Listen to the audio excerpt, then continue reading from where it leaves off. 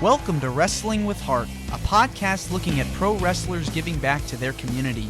Join me, Stanley Carr, as I interview wrestling's hottest names who use their platforms as entertainers to raise awareness and do community service. Hello and welcome to another edition of Wrestling with Heart. This is the show where we talk with professional wrestlers and professional wrestling personalities about their lives in and outside of the ring, as well as doing acts of charity work, community service, volunteering, and just spreading positivity. We're always about the positive vibes here on the show, and I've got a very special guest with me today. He is an OVW original, Ohio Valley Wrestling, former OVW heavyweight champion, former OVW hardcore champion. He's worked for numerous promotions other than OVW. I'm talking about the WWE, WCW, even got his start in Tennessee. We'll talk about that in just a little bit. Worked with some of the greats. I'm pleased to welcome the one and only Frank Miller, a.k.a. Trailer Park Trash. Frank, welcome to Wrestling with Heart. How you doing, buddy? It's nice to be on here. Yeah, it's my pleasure. So took us a while to get to this, Stanley, but we made it. Yes, we did. We made it and we're here, and that's just unbelievable. It's so awesome. So let's talk about your upbringing and childhood. Where are you from? I'm from Louisville, Kentucky. Okay. Born and raised. My childhood was a little iffy, but I was born in Louisville in the Highlands area, Germantown Highlands area. We lived around that area up till I was about in 77. So actually I was 6 years old. My mom had remarried, and we had moved to Texas, Corpus Christi, but we didn't stay there long. Come back home.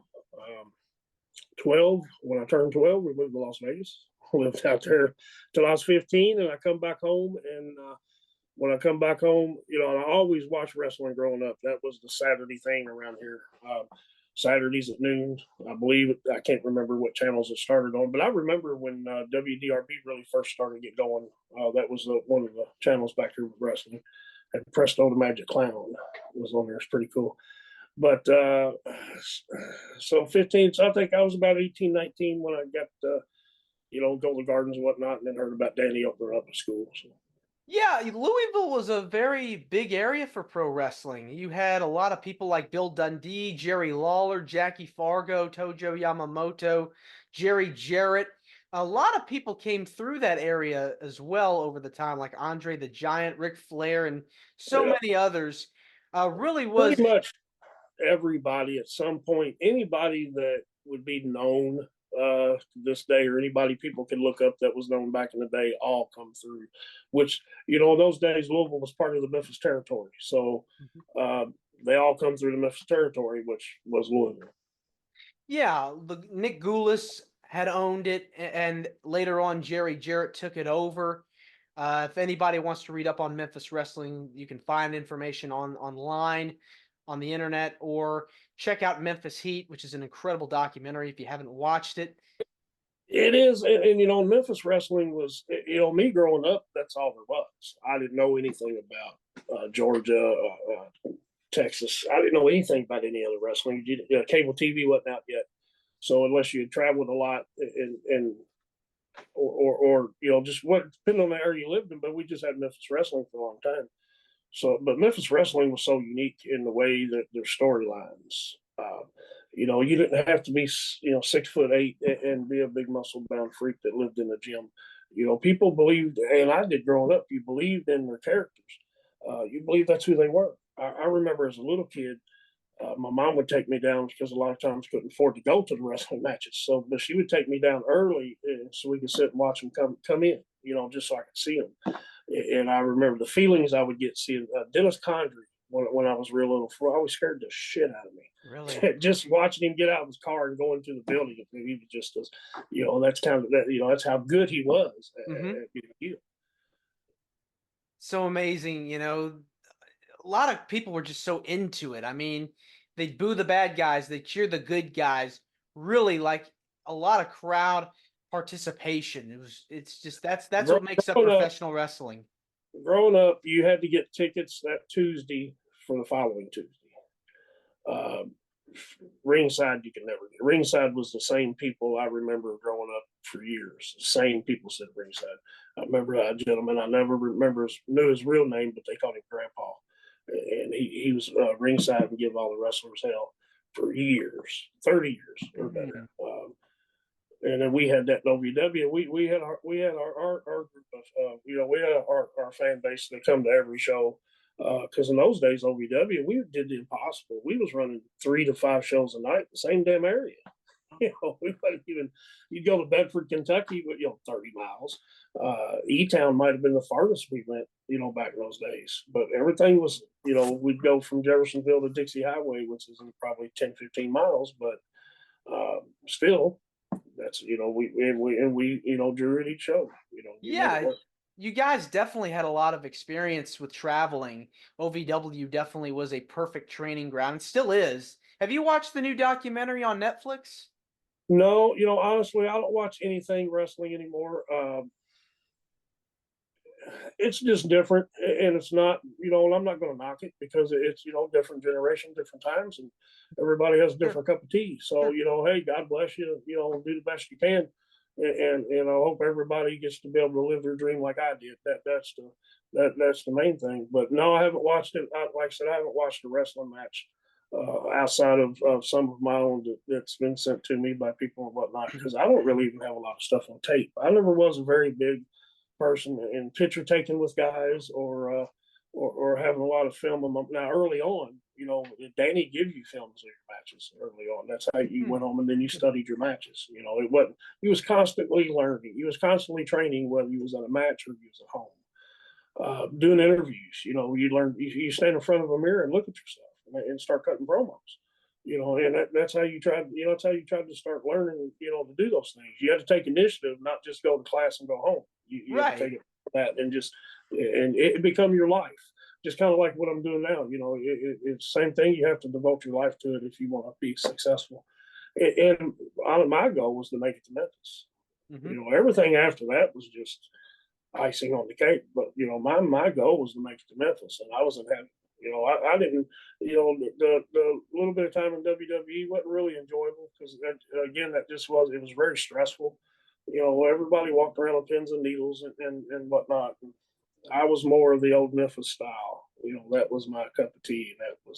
Those were amazing days. And I'm not going to get too deep in my childhood, but I didn't have a very good one, to say the least. I have good memories, but as a whole, I really didn't have a very good childhood at all.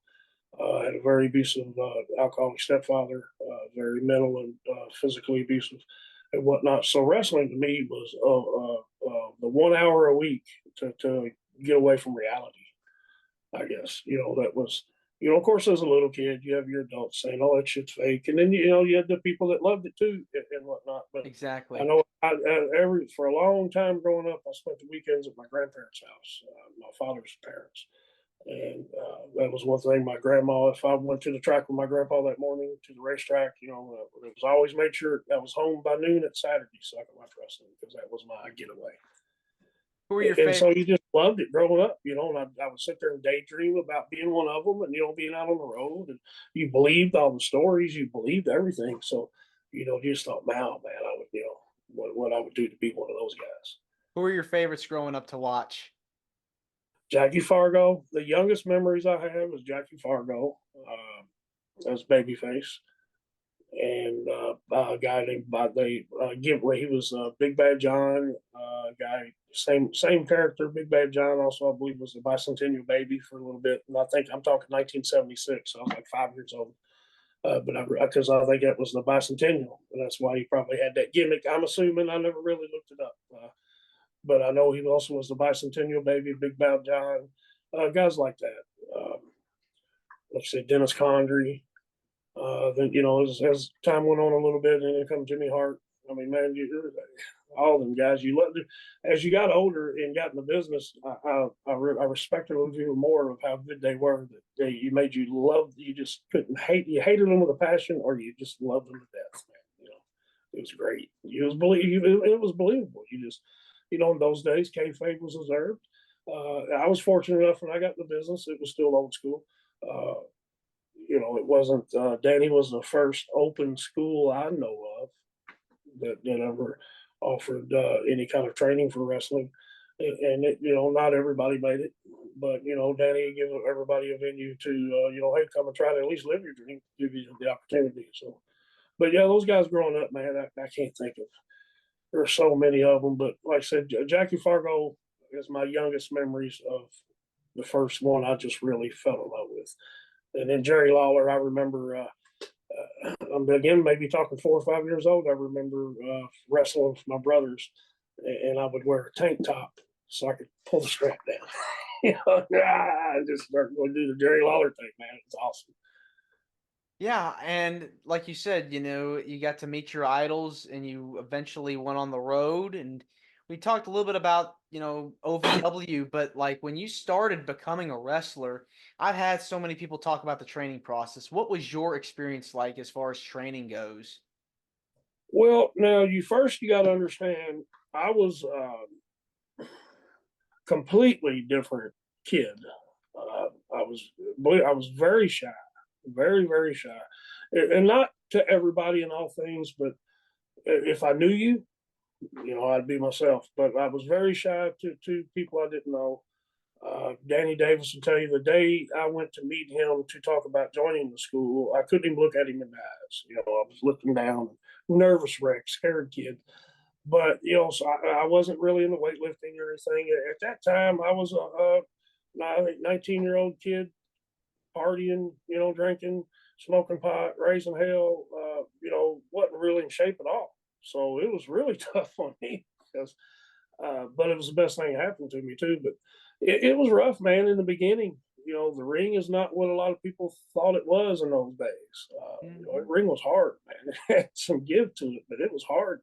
Those damn ropes, the ropes were just a wire cable running through a damn garden hose, and that shit was stretched tight by the buckles in the corner. Man, I remember the first night I learned how to hit the ropes. The next morning, my back looked like somebody probably just took a kendo stick and beat on me all night long. Oh I mean, I had goodness. bruises from the lines of the ropes just because my body wasn't used to it. So I mean, it was tough. I literally got the shit beat out of me for a long time. It was, you know, Danny did everything the right way though. Danny wasn't abusive, but Danny toughened you up or you was going to quit. You were going to make it or you wasn't. It was up to you. But he didn't take it easy on you. Everybody was treated the same. And then if you wanted to work more, you could always stay after it. A lot of us did that. Class might be 2 or 3 hours, 7 days a week. And the days we had shows, we had class earlier that day. If he was working, tough shit. Take off work, whatever, but be there. Because that's how you learn. And everybody start, you would, once you're there for a little bit, then you would start going, help set up the ring for the shows and whatnot. You did everything. Then you went from that to, security guard, things of that nature. And then I don't know if everybody started out at Danny's the intern, but I know a bunch of people did. And that's what I started out as. The intern, you just wore the like the doctor's outfit with the mask, So, uh, man, but the training was pretty rough for a while. And then but you were young, man. We didn't really care. That was the thing. It toughened you up quick if you wasn't tough, or it made you quit. A few things happened pretty quick because it was pretty hard. I mean, it wasn't like it was when Danny trained. I mean, man, I've heard stories of back in those days. Back in the late '50s, '60s, whatnot. Man, they were brutal. They Yeah. were real brutal. Hmm. So I mean, but it wasn't where people was beating on you. But in the ring, I remember Danny. I bet Danny chopped me maybe 50, 60 times one night in the match. And I was never allowed Wow. to give it to him back. You was never allowed to do nothing until you learned how to take it. But Danny had a way of teaching you. I always called him like old Mr. Miyagi in a way. He had a way of teaching you shit. You didn't know you was learning, then all of a sudden you just, oh, okay. Oh. And that's the thing. You either got it or you didn't, and it's hard to explain that. But you either get it or you don't, and if you get it mentally, then you learn the psychology part of it, and boom, man, you're rocking and rolling. Uh, if you don't, it's rough on you. Yeah, it definitely seems like you got that old school kind of experience with how to work and how to sell and how to how to move in the ring and work with your opponent. It's Well, it really. that's where the psychology now was. I never tried to brag on a lot of anything, but I could sell. That was one thing I was really, really good at, and that's why I worked a lot of, especially in the early days, a lot of WWE guys that were sent to us. Myself, several of us, there's a handful of us who worked those guys a lot. We wasn't their per se actual trainers, but they got training with us in the ring because, we knew for one, you didn't hurt them. They're WWE guys. You got to protect them, but you had to teach them. And those guys in those days, John Cena, Randy Orton, Lesnar, those guys, I guarantee you that, I know they all respect and love their days in OVW, but I think a lot of those guys are still in the business today because of that. Because, you learn the old way, you learn the tough way, and, you learn old school, and that gives you longevity in the business. Because if you got it, then you learn how to protect yourself. But if you didn't get it, you might not last 2 or 3 years, and then boom, you're probably broke and working as a cashier somewhere. Yeah, I So mean, because those guys, we trained in a dungeon, man. It was no air, summertime, hottest piss. Not much heat to say of in the wintertime, and I think honestly, I think the story behind that is I think Jim Ross, who was the head of the developmental program, I believe at the time with Cornette, he was here with us and Danny and whatnot. But I think Jim Ross had come to visit one time and come to the arena, and he said, "Vince can't see this." It's just had to move, had to move to a better facility because he thought, this is a little bit too rough. But I mean, I think it's great. It toughened you up. It showed how much kind of like desire he was going to, you build a lot of desire because, the last thing you want to do is, be there the rest of your life. Not OVW, but just in that facility. well, you definitely want to move up after a year or two learning the basics, and so many people got successful from the developmental territory, the developmental camp, like a Cena, like a Brock, like a Randy Orton, like a Batista. Almost all those guys from that class made it to that upper tier of WWE in just a span of a few years. What was your tell me about your story? Were you under a developmental contract with WWE? We were There were a bunch of us that got it because we going to get it no matter what, so to speak. But kind of knew, like me, and I messed myself up a lot. I was a pretty wild person in those days, and I wouldn't blame anybody for giving me a full fledged contract neither, as far as that goes, because I was kind of a wild card. You don't want to bring bad attention to anything. I was involved in a big police chase back in those days here in town and got in trouble for it and whatnot. And, that just ain't the kind of publicity somebody like that wanted, especially in that time when they were, the Attitude Era. I think 70-80% of their main roster, Attitude Era, was guys from here. Uh, Something like that. I was told percentage wise. I know a lot of their stars at that time were guys from here, Cena and all of them, but I don't remember exactly percentage, but it was up there pretty high. Wow. But like I said, I was one of those. I was happy no matter where I was at because I was in the business. That's what mattered to me. And like I said, Memphis was my goal from day one. If I can make Memphis TV, then man, I made it. And that was, and the first day I walked in there, I'm not calling anybody old, but at this point, get mad if you want. Some of these guys got pissed back in the day, but when I walked into the TV station that morning, man, it was a surreal moment because I was all of a sudden I was in the locker room with guys I grew up watching on TV. Same guys. Handsome Jimmy was there, Lawler, Dundee, Dutch. My God, who wasn't there? They were doing pretty good at that time too, business wise. So I think we had Rocky. The Rock was there. I think that's when he was he Rocky Maivia? I can't remember what he was doing at that time. I think it was Flex Cavana. That's when he went by Memphis. Flex Cavana. Yes. Yeah, Flex Cavana. Man, those are great times. Who would have thought that he would have become such a mega movie star in Hollywood? I knew it early on when I see. Of course, he looked great, and he was very, that was the thing. If you had charisma and could speak and had the looks, man, it really didn't matter if you could wrestle, you know. But he could obviously as well too. But I remember, you know, some days in WWE, you know, I'd be just walking around the locker room, you know, and they would have him off, you know, man, like all day long because we had to be there. Like I think it was Raw, you had to be there at like 1 o'clock the damn afternoon. You know, and they had food, you know, and all that. You know, they took care of you, but you had to be there early. So I would just walk around and stuff and whatnot. And they always had him, man. He was off by himself in a room with you know, acting coaches and people coaching him on the speaking and whatnot. So you knew then, you know, man, if they're investing that kind of time, you know, and money in this guy. And he was already pretty popular at that point. Mm-hmm. So you knew, and that was always a goal. Vince always had a goal of like wanting his guys in movies anyway. That was like a little thing he was, you know, you know, I don't know if it was private or not, how many people knew about it, but Vince wanted, you know, get his top guys in the movies because the more over he become, the more you're going to business you are for him. Yeah. Vince was very business.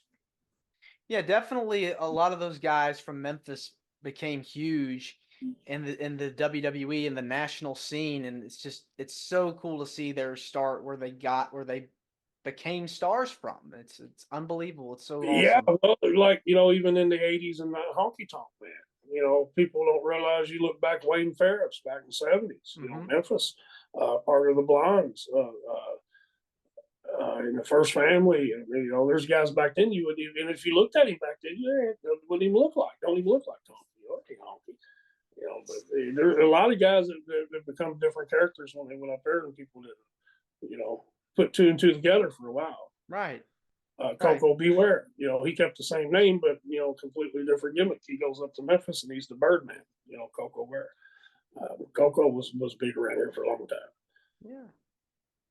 Who are some of your favorite opponents that you got to work with? Viscera. Well, I mean, my all-time favorite person to work with or work against would be Flash Flanagan. Just let me get that off the top. That's my brother, man. You know, I love him. And we just had the best matches together. We just clicked. You know, for whatever reason, we clicked, and so all my, you know, all my best matches was with him. But you know, some of my favorite people I like to work. Viscera. I loved working Viscera. Man, we had good times. He was a big old boy too. Oh yeah. I got to work him a lot when he was in Memphis. When he was King Mabel at that time. That was before Viscera. Yeah, he was King Mabel when I worked him in Memphis. Viscera, man, I got Kane. I worked Kane a few times. I like working Kane. You know, I don't know if it was how I carried myself with a lot of those guys or what, but you know, I got along with a lot of those guys, you know, pretty good. Yeah. You know, of course, I didn't go in there with, you know, any kind of attitudes or whatnot. I went in there like, you know, hell, I'm not shit. I'm low man. You know, that's just how it is. But all that coming to my teachings from Danny and Rip and that especially Rip. You know, be there on time. You know, shut the F up and do what you're told. So I think that helped me go a long way, especially in Memphis. You know, it's kind of like I had a little bit of respect when I first got there, just because Danny Davis taught me, and you know, Danny's not going to. Back in those days, trainers were kind of responsible for, you know, the people they send out there, because like I said, there wasn't schools everywhere. So a lot of ways to get in the business in those days is a veteran would, you know, take you under his wing and then go from there. But that person was kind of responsible for you. So if you went out there and act like an idiot, the heat comes back on your trainer. And it was the same way with Danny. And Danny wasn't very big on sending guys out, you know, because Danny was very protective of his reputation. Right. So I think that helped any of us that got sent to Memphis right off. Or not right off, but when we got sent down there, that helped us, you know, right off the bat as far as being there, because, you know, some guys went to Memphis, didn't handle themselves very well, and they wasn't there very long. You know, Memphis was kind of cliquish, so you didn't have to be in their clique, but you know, you could still be accepted if you didn't act like an idiot. Yeah, pretty much, and do your job, man. But go back to your question. I'm sorry. I've had a lot of concussions, and I can talk, so I'll get to rambling, and we'll go. Oh, it's okay. It's We'll go okay. into 4 different subjects before I answer your question. But Yeah, King Mabel was probably my favorite. I loved working him. Kane, like working Kane. Man, like there's so many in those days. We worked so much, 5, 6, 7 days a week, all the time. That was another reason that people like to come to OVW because you got the experience. You worked so much. It wasn't even WWE in those days. Some guys might actually not had 2 or 3 days of ring work. The rest of it's appearances and all that other bullshit. So you got the experience here, man. Well, you definitely seems like, you lived your dream. You achieved your goal by getting on Memphis television, and seems like you had a really, really good time there, and you've had a great career. Just reading your bio and getting the chance to talk with you. Well, man, It's growing up on the streets, a street kid, and I get to go to Japan. I lived in Puerto Rico lived there once, basically about 6 months, and then went back a few times.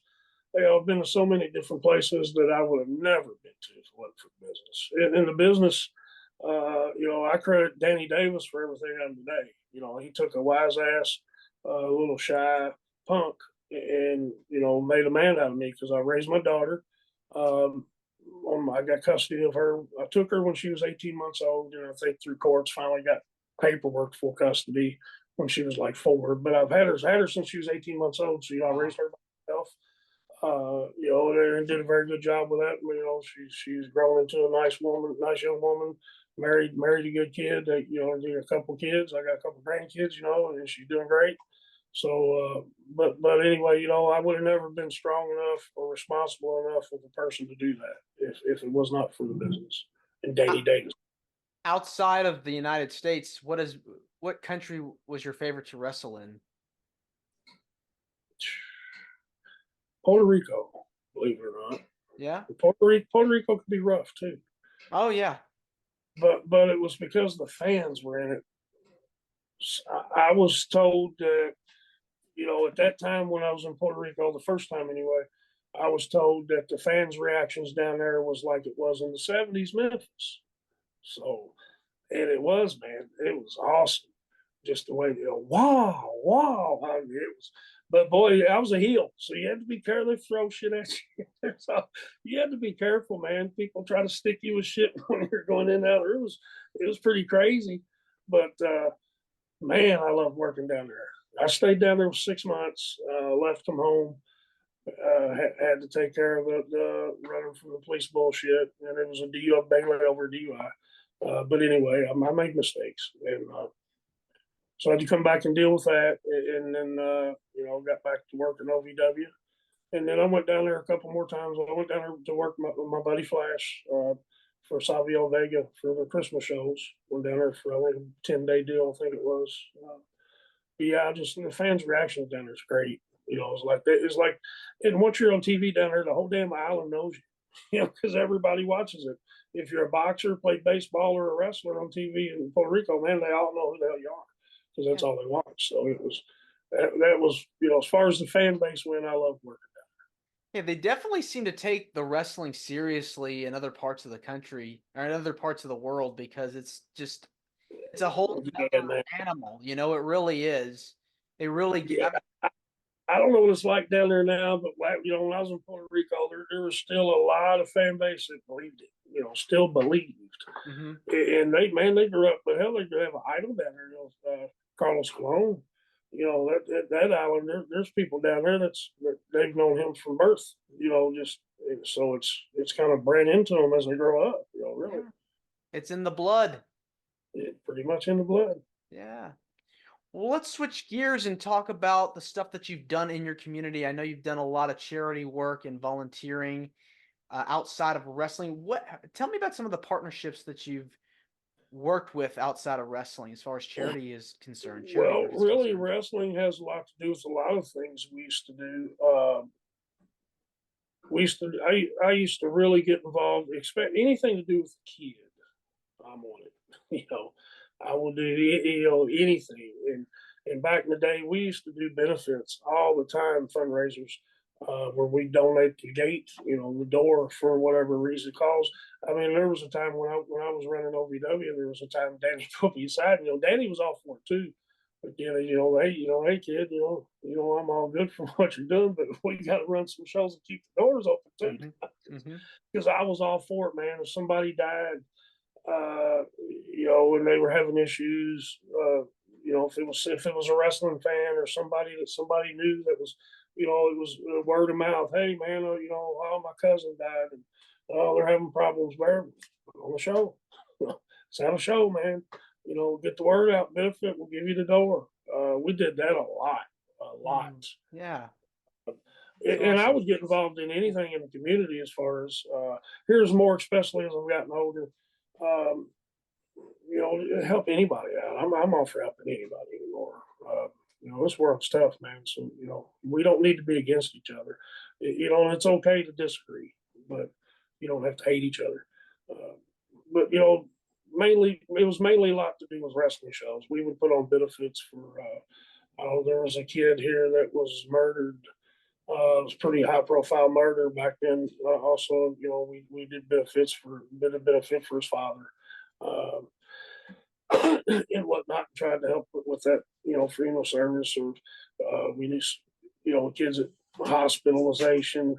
I think you're the most recent. There was a kid, one of my horse owners, somebody they knew that had a kid that's, I think was in Florida and found out it had something pretty bad, Wow. cancer going on. So, a huge wrestling fan. The kid was a huge wrestling fan. So, um, I reached out to a few people, and then and you know how that picks up pretty quick. And all of a sudden, a lot of these guys that he knew is start tweeting him and stuff and sending him and I'm terrible if I go to say the next something else. I've had a lot of concussions, so my brain don't function as well as it used to. That wasn't great then, but oh, Dustin Rhodes, Dusty's son, not Dustin, the other one. Cody Rhodes actually did a little video and sent to the kid. So that anything, and people don't think charity don't have to be something to do with money. Charities anything. Charities just helping somebody out. If something like that, that thank you for what? I made a few phone calls. I didn't do nothing, but it made that kid's life for a little bit. So Yeah, that's what matters. it does. Why do you feel passionate? What does it mean to you to help someone, in your opinion? Well, honestly, for a long time, I was trying to reverse all the wrongs I did. Like I said, I never was no angel back in the day, and I don't deny any mistakes I made. I never did anything to hurt anybody. So I wasn't a thief. So let's get that out there. I was just pretty wild drinking and raising hell and whatnot. But anyway, for a long time, like I said, I thought it was just trying to right the wrongs of the past. But if I could help somebody, it just makes me feel good. Any more to who I am. I mean, it from opening doors, it don't matter. If I give you damn shirt off my back if you needed it more than I do. That's and I do without. You can ask. I don't even call my employees, my team that works for me here at the barn. I mean, I give them. It's all they love working for me because I try to keep everybody happy. I don't know if I could put a smile on somebody's face, it makes my day. It's like, man, it's try to find another purpose besides just getting the shit beat out of you all the time. Yeah. And I love what I do now. I was raised around the horses a little bit growing up, and been training horses for 17 years now, but full time last 8 years now, I guess again. But I love what I do, and they make me feel good. I deal with a lot of things, a lot of depression and stuff sometimes. So that's the horses make me all better. Yeah. But everybody around here at the track, how you are always happy. Got to be anymore, man. See, you can't let the world get to you because you'll just be depressed all the time. no, and like you said, first it was wrestling, now it's horses, and anything that can provide some enjoyment for you is a good thing because it's a Yeah, distraction from the crazy exactly. world that we live in today. So, Exactly, and that's exactly what I tell them. I said, if I start thinking about what's going on around me, man, I'll be depressed as hell. I said, I just yeah, like trying to stay happy. What the hell, yeah, going to be 53 years old. I've lived a full life already. hopefully I still got some time left. I want to see my grandkids grow up. I love my grandkids to death. My little grandson, he's my granddaughter's still a little baby yet. She's a little scared of Peppa at the moment. I think it's the gray stuff on the face, but she'll get out of that. My little grandson, he's 6, and I just love that boy to death. So, I'm tearing up even thinking about it. I love that little shit. So, but I've always been that way about kids, man. Anything about, because I think a lot of that's because of the way I grew up. Yeah. So, anything I could do for kids, and I've said that, it's out there today, and it still goes today. If anybody, there's anything I could do that would put a smile on a kid's face, or something I could be involved in to raise a few bucks, kid needs a surgery or anything, I'm all on it. All anybody got to do is pick up the phone and call me. So. Well, Frank, this has been wonderful getting the chance to talk with you. It means a lot to me and to the listeners and viewers that are watching this on YouTube. Where can people find more about you? Do you have a website or social media that you want to plug? Well, man, social media is different. I've got a Twitter. X now, whatever the hell I didn't even know this how updated I get. I just updated my phone yesterday, and I was still call it Twitter because that's what my app showed, but I haven't updated. So then all of a sudden it tells us X on there, and it's, oh shit, yeah. That's Twitter. I've got a Twitter. I think it's JF Miller Racing. I think I'm on Facebook. I've got a racing page on Facebook. I think it's JF Miller Racing. But I'm stable here at trackside at Churchill Downs year round. I was going to the fairgrounds for a while in the winters, but man, that's pretty much what I do. I'm at the racetrack 7 days a week now. My full name is Jerome Miller, so that's what you would see in the program. But that's what I do. That's around the church, and I'm pretty well known around this area. So, well, Frank, thanks again, and you're more than welcome to come back. Hey, I appreciate it. Have me back anytime, buddy. All right, will do. Take care. This is Wrestling with Heart. I hope you found this podcast to be informative and entertaining. If you did, please hit the subscribe button and look out for the next edition.